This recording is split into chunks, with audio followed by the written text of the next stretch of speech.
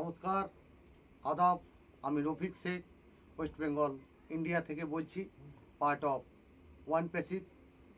আমি ওয়ান প্যাসিভের এক গর্বিত ফাউন্ডার। সর্বপ্রথমে জানাই আমাদের সিও অ্যাশ মুখার্জি স্যারকে অসংখ্য অসংখ্য ধন্যবাদ জানাই সারা পৃথিবী জুড়ে যে সকল ফাউন্ডার ওয়ান প্যাসিভে যে আছেন, সবাইকে প্রীতি শুভেচ্ছা ও আন্তরিক অভিনন্দন। ওয়ান প্যাসিভটা কেমন হবে সারা পৃথিবীর বুকে, সেইটার সম্বন্ধে আমি দু চার লাইন কবিতা ছন্দের মাধ্যমে বলছি যে ওয়ান প্যাসিভটা কেমন হবে। ওয়ান প্যাসিভটা কেমন হবেই ফাউন্ডাররাই শোনো, অ্যাশ মুখার্জি কী করছেন সেই কথাটাই জানো।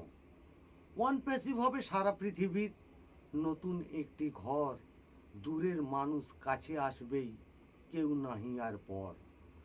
আমরা সবাই মানব জাতি, সারা পৃথিবী জানবে, জাতিহিংসা প্রতিহিংসা এটাই নাহি থাকবে।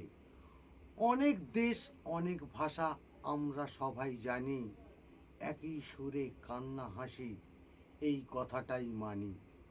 প্রতিটি দেশের ভাষা কিন্তু বুঝতে নাহি পারবো, ওয়ান প্যাসিভে ক্লিক করলে নিজের ভাষায় শুনবো।